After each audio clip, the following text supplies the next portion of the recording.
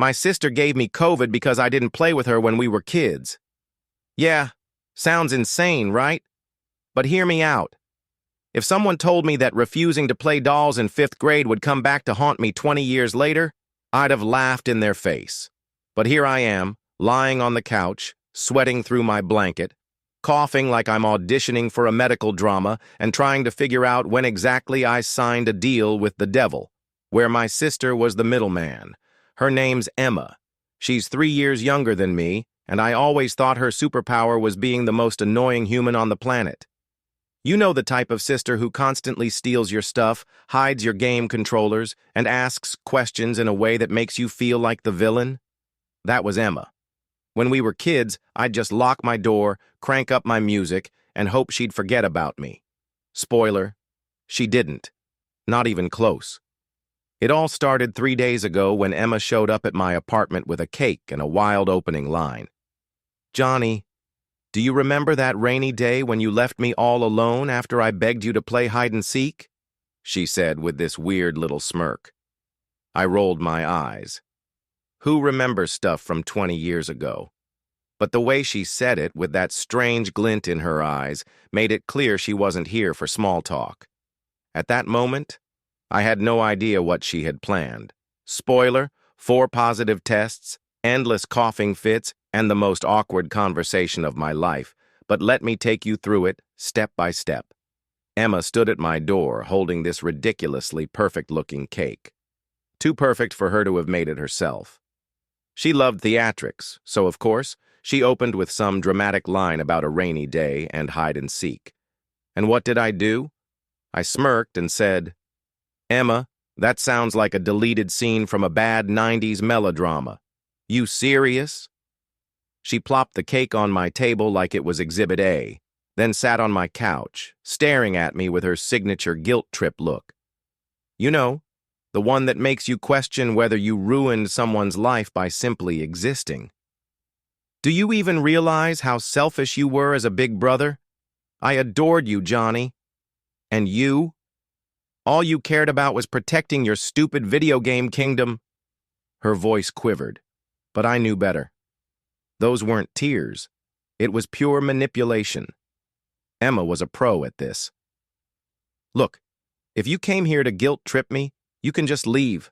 I've got work piling up, and I don't have time for your nostalgic dollhouse drama," I said, stepping back. "But the cake?" I kept holding it, and damn it, the cake was good. She scoffed, leaning forward.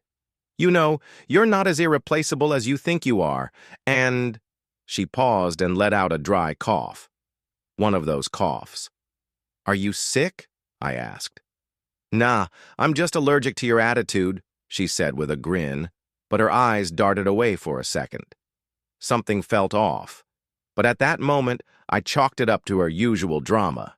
Big mistake. The next morning, I woke up with a sore throat. Naturally, I came up with excuses. Dry air, singing too loudly in the shower, someone left the office AC on too high. All plausible until Emma showed up again. This time, she brought a box of old photos. "Johnny, let's take a trip down memory lane. It'll be fun." Fun wasn't exactly how I'd describe looking at cringy childhood photos while my head felt like it was being squeezed in a vice. But guilt? Guilt makes you sit down next to your sister and stare at pictures of you in a sandbox, looking like you'd rather be anywhere else.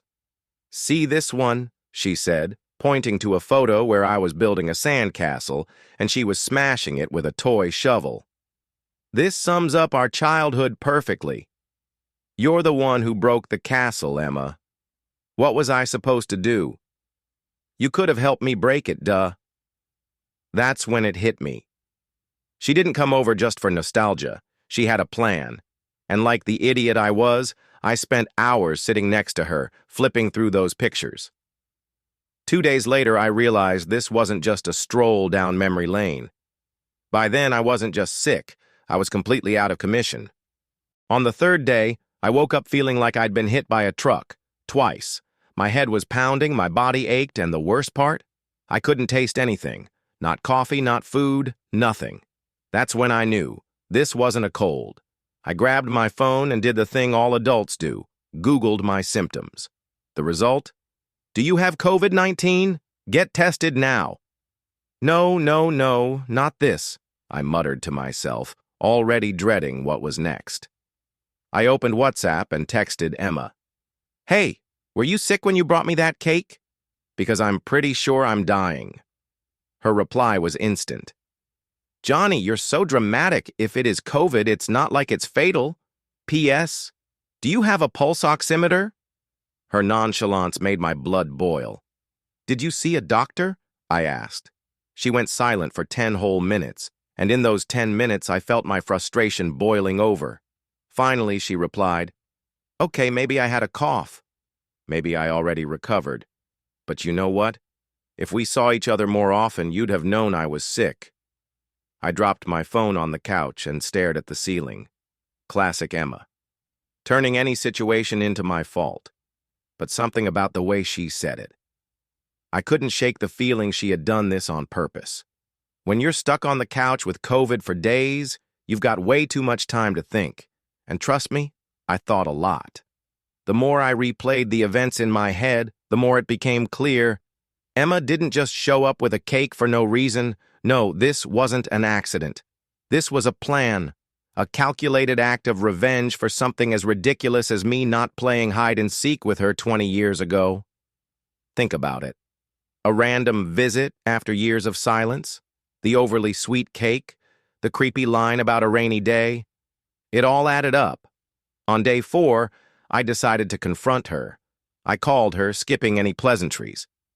Emma, did you intentionally give me COVID? I blurted out. Her voice on the other end was annoyingly calm. Johnny, you're ridiculous. It was just a cake. Don't overthink it. It wasn't just a cake. It was a biological weapon disguised as dessert. She laughed. Not a nervous laugh, mind you, but the laugh of someone who was enjoying this. You know, Johnny, they say COVID makes people reflect on their lives, she said, her tone almost smug. Maybe this is just what you needed. Go to hell, I snapped, but she'd already hung up. After that call, Emma started showing up at my place more often. She'd bring soup or tea, always wearing a mask and pretending to care about my recovery, but I could see right through her act. Every visit was just another opportunity for her to gloat. You know, I feel bad, she said one day, placing a bowl of chicken soup on my table. I really thought your immune system would be stronger. I glared at her. I thought sisters were supposed to help their brothers, not sabotage them. She smirked, sitting down like she owned the place. You're still alive, aren't you? And look at us, spending all this time together. Isn't that nice? You're unbelievable, I muttered, coughing into a tissue. Come on, Johnny, she said, leaning forward. Admit it. If I hadn't brought you that cake, we'd still be strangers living separate lives. I wanted to argue, but part of me knew she was right. By the time I started feeling better, the puzzle pieces had fallen into place. Emma had done all of this on purpose, not to hurt me, but to force me to reconnect with her. And as twisted as it was, it had worked. Johnny, she said during one of her visits, you want to know the truth? I sighed, too tired to argue. Sure, Emma, lay it on me. She sat down, her expression uncharacteristically serious. I knew you'd never pick up the phone if I just said I missed you. So yeah, maybe I wasn't entirely honest about being sick. But look, now we're actually talking. And that's all I wanted. I stared at her, equal parts angry and amused. So your brilliant plan was to infect me with a virus just so we'd have a conversation? She shrugged. It worked, didn't it? After I fully recovered, I did something I hadn't done in years. I called Emma first. When she picked up, she immediately started laughing. Wow, Johnny, did hell freeze over? You're actually calling me voluntarily? Don't get used to it, I said. But I couldn't help smiling. We joked, we argued, we reminisced, and for the first time in years, it felt like we were actually siblings again. Emma, I said before hanging up, you're not a monster. You're a virus, a stubborn, infuriating virus, she laughed. And you're an immune system that took way too long to fight back. Sometimes family is complicated. Sometimes it takes a pandemic and a slightly psychotic plan to remind you what really matters. And Emma? She's still a pain in my ass. But now, at least, she's my pain in the ass.